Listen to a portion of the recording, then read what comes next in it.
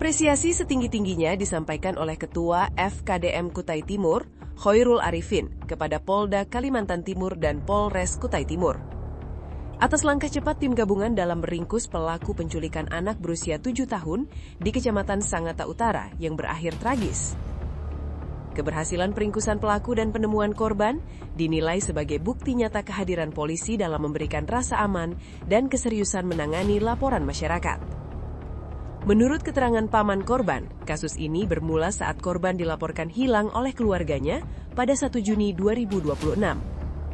Berdasarkan keterangan teman main, korban diajak memancing oleh pengguna ojek online menggunakan sepeda motor.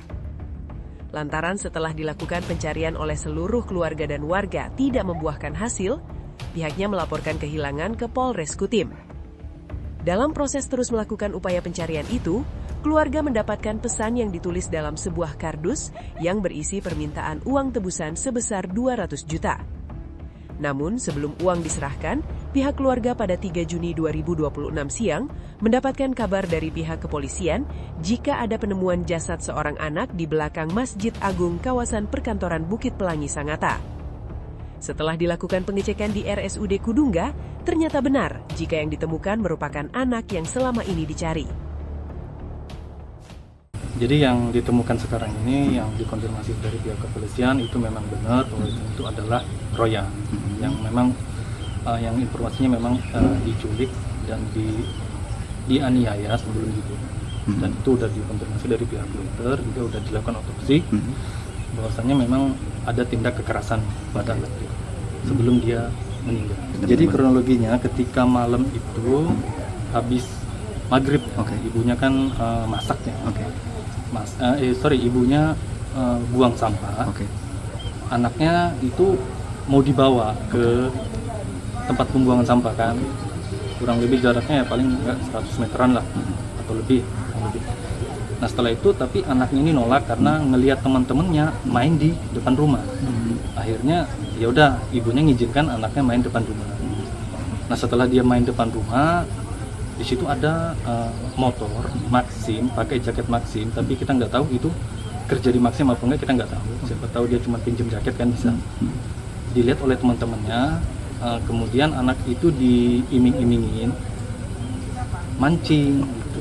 Akhirnya kan karena memang anak itu hobinya mancing, senang, jadi akhirnya dia mau diikutkan. Nah setelah ibunya balik, dilihat masih banyak anak-anak, cuman tidak memperhatikan kalau royannya udah nggak ada, udah diambil. Setelah itu ibunya masak, setelah selesai masak, dia mau manggil anaknya.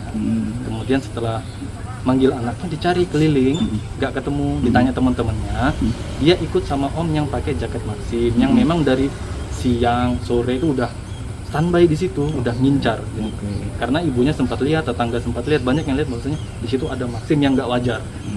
Parkir di depan rumah, di depan warung, seolah-olah kayak ngintai.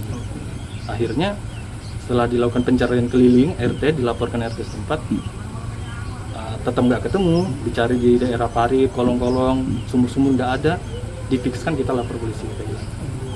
Sampai akhirnya berlanjut ditindak sama polisi dan akhirnya ketemu sampai sekarang. Untuk tebusan itu memang benar dari pelakunya. Jadi karena pelaku sebenarnya tebusan itu kayaknya dia nggak terlalu memikirkan sebenarnya, karena ada motif yang lebih dari itu sebenarnya. Cuman itu nanti dibahas di pengadilan dan kepolisian. Kalau untuk tebusan itu mungkin ya memanfaatkan kesempatan aja pelakunya.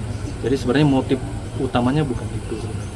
Jadi ada motif, tapi itu masih didalami oleh polisi dan sebenarnya sudah ada kesimpulan dari polisi, cuman memang nanti dijelaskan di persidangan. Setelah menjalani pemeriksaan di instalasi forensik dan mediko-legal RSUD Kudungga, selanjutnya jasad korban dibawa ke rumah duka dan langsung dimakamkan pada malam itu juga. Laporan tim FKDM Kutim.